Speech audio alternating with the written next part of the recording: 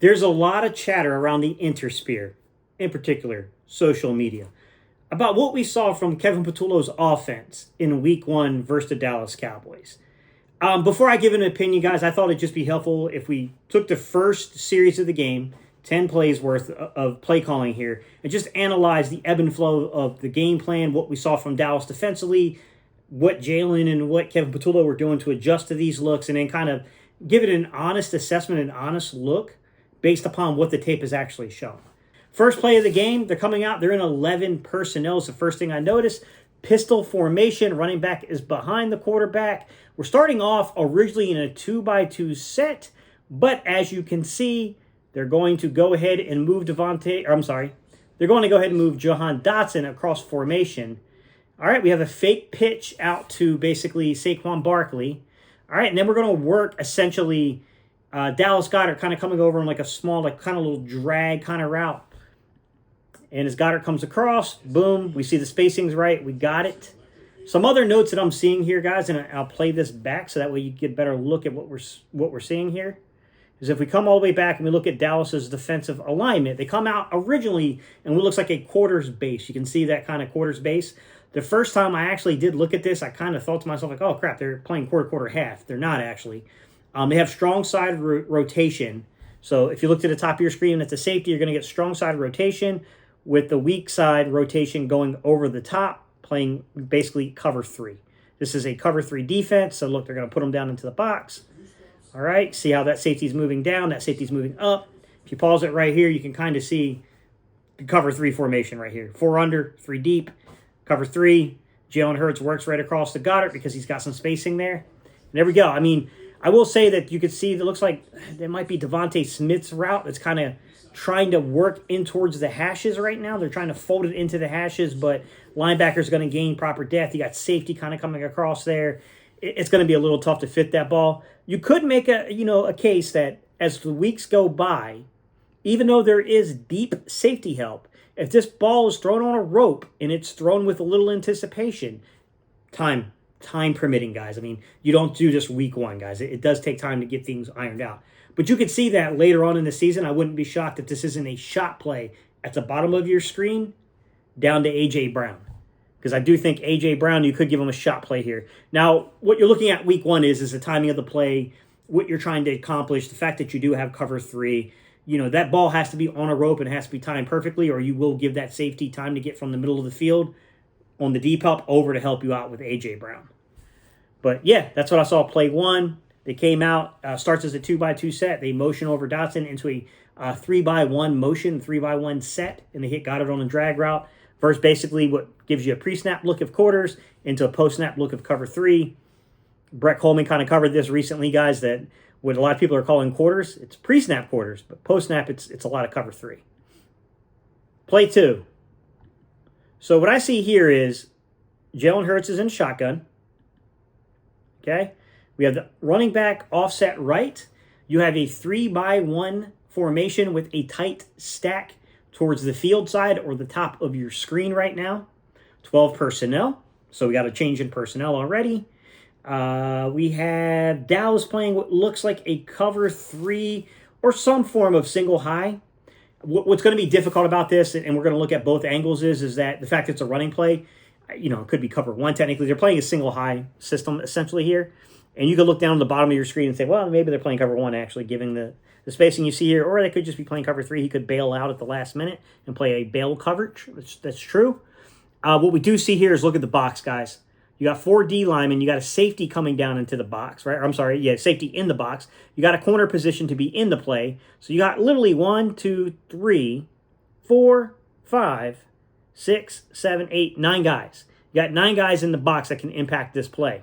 And really what I would say is you got 8 in a box with a 9th guy that's kind of playing almost a spiral.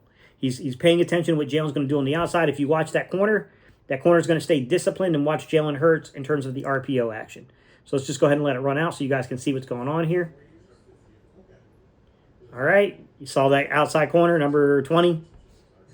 There you go. All right, we're going to get this angle because this angle does give you a little bit. What I see here is a little bit. There was 4 defenders on 3 to the left of your screen. So 1, 2, 3, and then 4.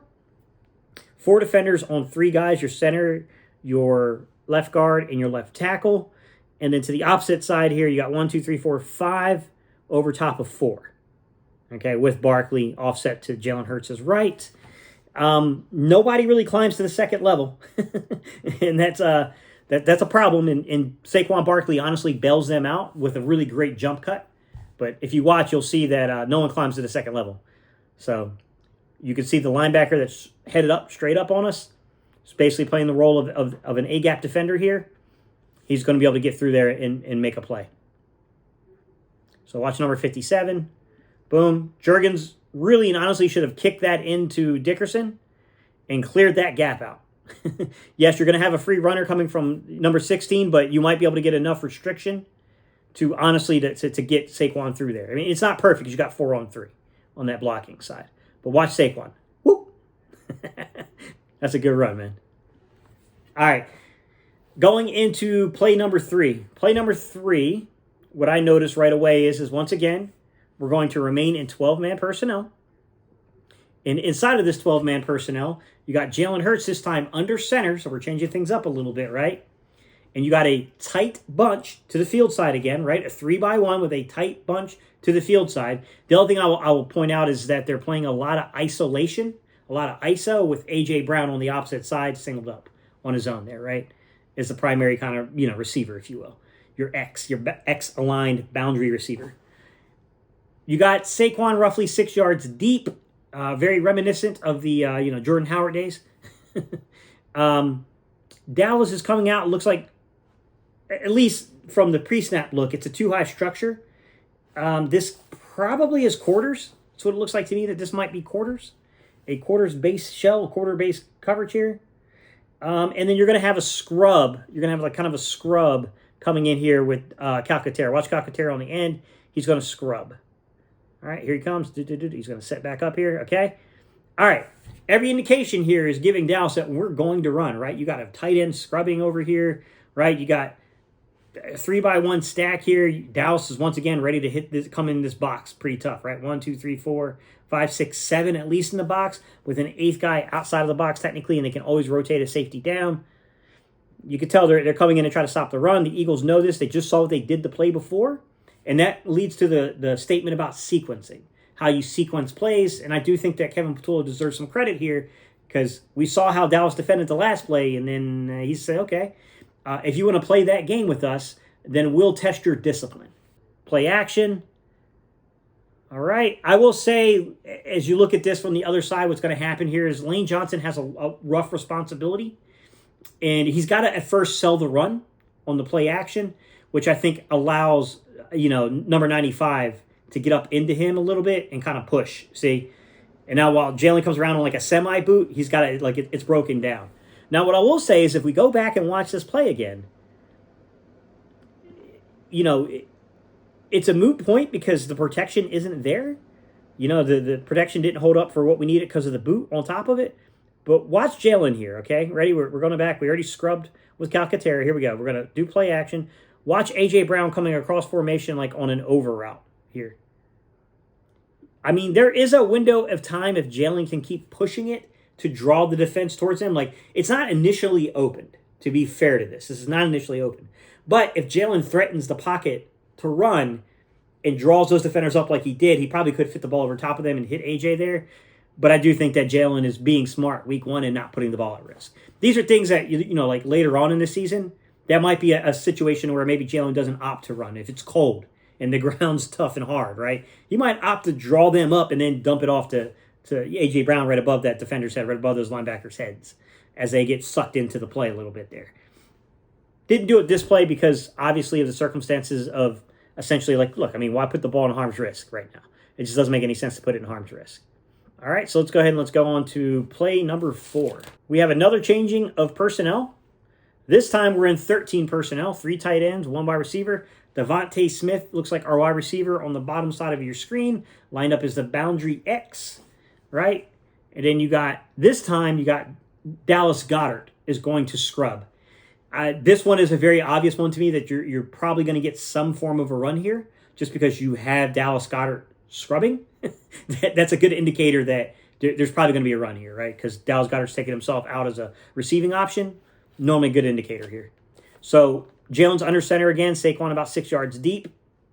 We have a 3-by-1 tight split to the field side, top of your screen, guys. All right, we're going to scrub with Goddard, as I said here. They make it look like a pin and pull run. It's like a weird combination here. I don't even know how to describe this other than say that it's made to look like a pin and pull, right? To where the center's going to pin, the left guard is going to pull, but it also kind of resembles what we would call counter off of the backside, right? Because you're going to get a backside pitch, and it makes it look like counter with also a pin and pull kind of built in. So, I mean, unique here. I mean, to be fair, this is like Kevin Patullo and Jeff Stoutland kind of in their bag, right? They're doing some stuff here. This is a unique looking play. So watch it, and then we'll get the close up on the play. So we can watch it here, right? Here comes scrubbing with Goddard. All right, watch the center. Watch Dickerson. There goes the outside back, the backside pitch there. Good run from Saquon. Good looking play, man. Definitely caught him off guard, right? Once again, sequencing. You want to bring all these people in the box. We're going to test your eye discipline. So here we go. We're going to scrub. All right, watch Juergens block down. Watch Dickerson pull. And we're going backside with the pitch. Interesting sequencing of plays. All right, y'all. Play number 5 on this possession. Now we're back into 11 personnel. All right. We come out originally in a 2-by-2 stack. All right. We're shotgun with the running back offset to the quarterback's left this time. We're in a, like I said, a 2-by-2. But we are going to motion Devontae Smith. And we're going to go into a 3-by-1 stack after the motion. Dallas is going to play cover 3 again. And this is going to be, okay, if you watch here, watch your inside receiver, okay? What you're going to get here is something it's called Hank. But more specifically, it's a form of sticks that is built in with a Hank route. A Hank route is that kind of hook kind of route that sits across the middle. This is a variation of it because this is more around the hashes than coming back towards the center on that. JT O'Sullivan talks a lot about this. He even talked about this particular play on his channel already. Essentially, Hanky Poo. They call it, Hanky Panky. One of JT O'Sullivan. He's not a big fan of this play, but I will say in this particular situation, this works. I mean, watch. Boom, inside release, bam. And they're doing this because of where the tight end is sitting down where he sat down because of the linebacker, number 57. So, I mean, you definitely see a little variation of Hank there. And what you're going to get here, and I think the thing to take notice of, guys, is the quickness of this, right? It's the fact that we are quickly getting in and out of these things. All right, we're not prolonging the play, right? We're not chalking up, we're speeding up the progressions, if you will, here. Like, this is definitely a little different feel with Kevin Patullo and with Jalen Hurts. I think they tried to do some of this stuff early on with Kellen Moore. It wasn't super successful, but you can see that over the course of the year of keeping doing this from last season, we see that Hurts kind of grew into this. He's getting a little bit more comfortable with this stuff. And now you're seeing things to where you had up, below 5 yards of intended air yards, if you will. And that's partially because of the way that Dallas was playing us defensively, but also partially because of the fact that we're trying to speed things up, right? We want to make this a little bit more difficult for people to figure out here. All right, guys, play number 6. We're going to come out in 11 personnel. We're in a pistol formation, running back behind the quarterback. We start off in a 2-by-2, but we motion over with Dotson into a 3-by-1. And then we're going to run what actually I thought was originally inside zone is actually looks like a gap run scheme. But all right, we're going to motion over here. We got Smitty motioning over. I said Dotson, but it's Smitty, guys. Smitty's the motion man on that one. All right, let's go to this angle, the line angle. You can see a little better. Watch your center. Your center's going to pull around Tyler Steen into the gap. Boom. All right, nice little run here from the rook. All right, guys, we're going to move into play number 7. Play number 7, we're coming out this time, and we are in 11 personnel again. We have a shotgun with a running back offset to the left this time. We're a 2-by-2 stack right now, but we're going to go ahead and motion into a 3-by-1 with Devontae Smith again. All right, so watch the motion come across the screen with Devontae Smith. All right, boom, we're at the snap. All right, what we're going to sell here basically is, guys, it's just an old-fashioned running back screen. Been a long time since I saw one of these executed with such efficiency. by the Philadelphia Eagles. I mean, this is a really good-looking running back screen. Like, where have you been in the last few years? I'm excited, man. If this is the role they're going to play for Shipley, we need to keep Shipley healthy. He's got a very, very defined role. I wish they would have done more of this with Kenneth Gainwell, to be honest. They did it from time to time, but I wish it was a little bit more prominent. Here we go. Look at this. Great blocking down the field. Shipley, big run. First and goal, guys. First and goal. All right, play number 8. Let's get into a little bit of particulars about how we're going to play goal line offense versus goal line defense. And what you're going to notice right from the jump here, guys, is they're going to come out. They're in 12 personnel, okay? We're coming out. We're in a even front, or what we would call a balanced double wing with your tight ends front. Basically, what that means is there's a tight end on both sides of the line, and they're balanced. Me, personally, when you're in the low red zone, the low red zone starts at the 10-yard line. But for me, when you're like hovering around the 5-yard line and below, and you can make the argument like Steve, 6-yard line to be fair, to me, you're in an area, guys, where I like balanced lines personally. I think it affords you better in terms of your blocking assignments, your blocking schemes, unless you're going to do something to confuse and draw the eyes, right? Then I can see going unbalanced a little bit. But right here, they're 12 personnel. We got Jalen Hurts under center again.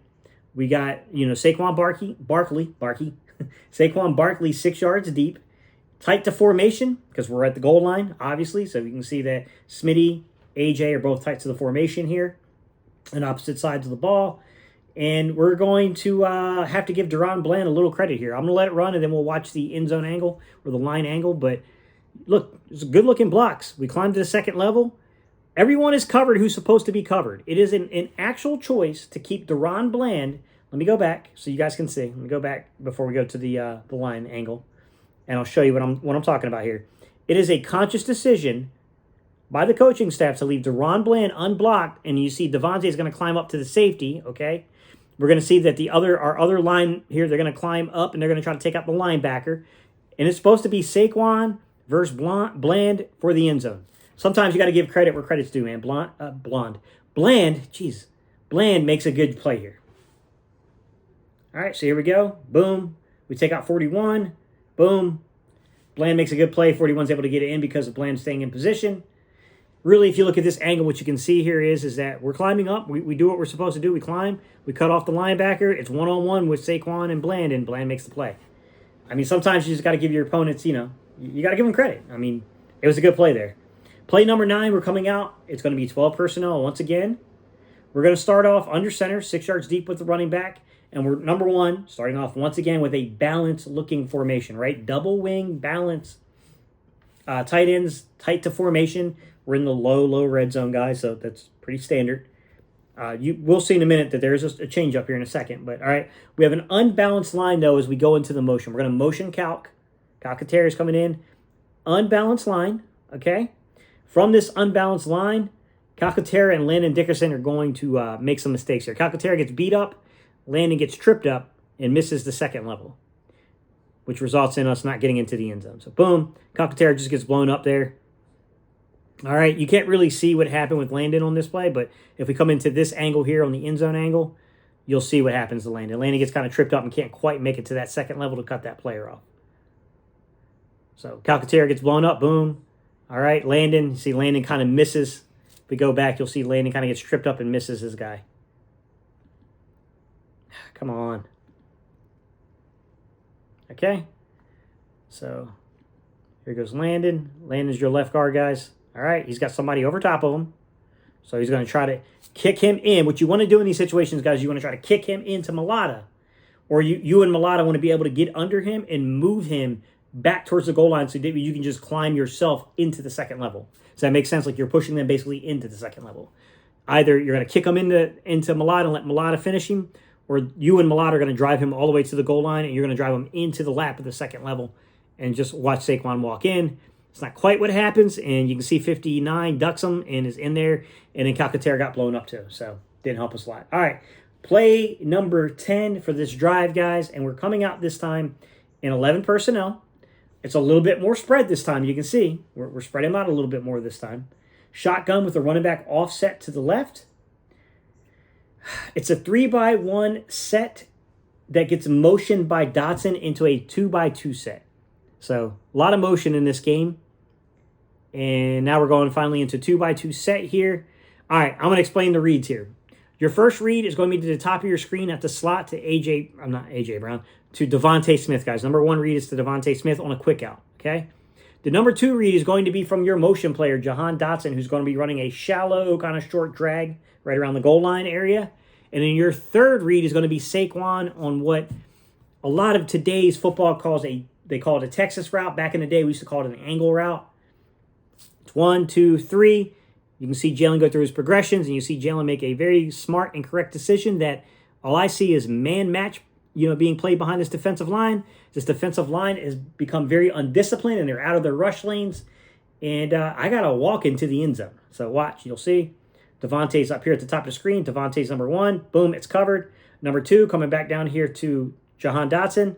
It's covered. Okay, Saquon's cutting across the face. It's kind of covered. Okay, everyone's got their backs to me. I'm just going to walk in the end zone. Smart play. I was told Jalen Hurts can't read defenses. Looks like he read the damn defense pretty well to me in that play. I mean, what do I know? Guys, that's the first drive of the game. 10 plays into the end zone. We had 4 straight drives into the end zone. What I saw here was a very good mix in between personnel, 11 personnel, 12 personnel, 13 personnel, right? I saw a mixing and matching of players in here, right? Using Grant Calcaterra, bringing in Shipley at times, right? Changing the pace with guys a little bit, okay? Granson when they went into 13 personnel, things like that. We saw the personnel kind of getting used a little bit and used differently. We saw the quarterback being changed up from formationally where they were, right? We had him under center. We had him in the shotgun. We had him in pistol. Like, to me, all those little schematical things, there's some growth here. Like, it's you have to understand how the Erhardt-Perkins system works, right? You're taking a set amount of plays, and what you're doing is it's not like a really expansive playbook, but what it is you're mixing it up formationally to do the same plays to make it hard to identify the fact that, oh crap, that's just the same play done differently. It just looks different, basically. It's dressed up differently. In terms of sequencing, if you go back to the second snap of the game, right, and you see how Dallas loaded the box, 8 in the box with the 9th guy kind of playing an RPO read, kind of spying, if you will. It's not really a spy, but essentially he knows he has an assignment within their run fits to cover Jalen Hurts. They're committing 9 people, 9 bodies, straightforward, to the run, okay? That's a lot of bodies on the run game here, guys. So what do they do next? They come out in 12 personnel again on the third play, right? And they went under center. Saquon again, 6 yards deep. Okay, so they go from that shotgun to under center look, okay? They give you a 3-by-1 tight split on the field side, okay? They start to scrub with Calcaterra to draw your eyes. Now they're messing with Dallas's eyes since they want to commit this many people. Dallas has a 2-high structure. It looks like quarters. To be quite honest, could be cover 2. It looks like quarters to me because of the way the corners open their hips and move back.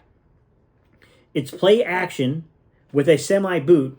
It's just unfortunate that Lane Johnson got pushed into his lap, but we see the sequencing. Now we come out play number 4. We've gone from, 11? So we've gone from 12 personnel to 12 personnel. Back now we're going to 13 personnel, okay? We're going to go under center with Saquon 6 yards deep. We're going to go 3-by-1 tight to the split field side again, right? We're going with a tight split to the field side again in a 3-by-1, but this time we're going to scrub with Goddard, not Calcaterra. Should have been an indicator, guys, for them. All right? They make it look like it's going to be a pin and pull.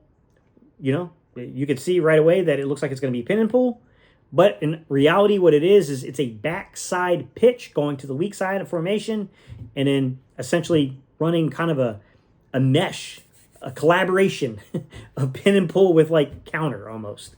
It's interesting, guys, right? You could see that sequencing, right? That sequencing of plays, those 3 plays in a row where there was a very clear direction, very clear sequencing.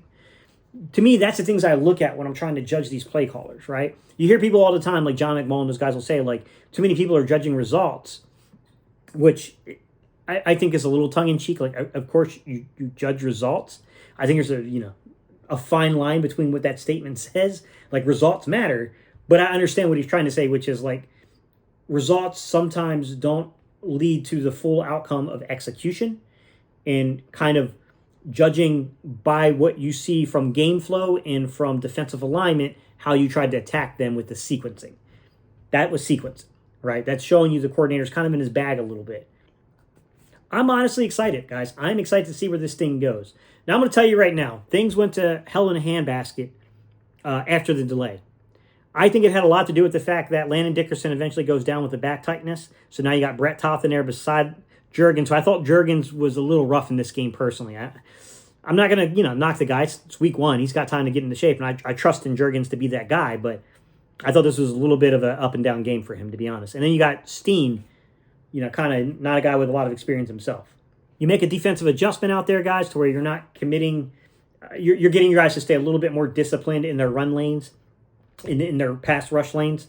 And then on top of that, you're not playing as much man match behind in the late third into the fourth quarter. So you're keeping eyes on Jalen Hurts to try to force him into throwing the ball a little bit there, while bracketing AJ Brown.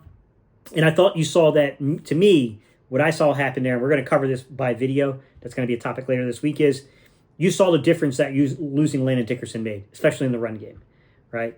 I thought that was a little key indicator that where we wanted to really lean on the run because of the way Dallas was playing us at that point in time. Losing Landon Dickerson was a pretty big blow, to be quite honest. All right, guys, after that, I want to talk a little bit about Jalen Hurts, too. That's a video coming up about Jalen Hurts. This whole concept and idea of he can't read defenses.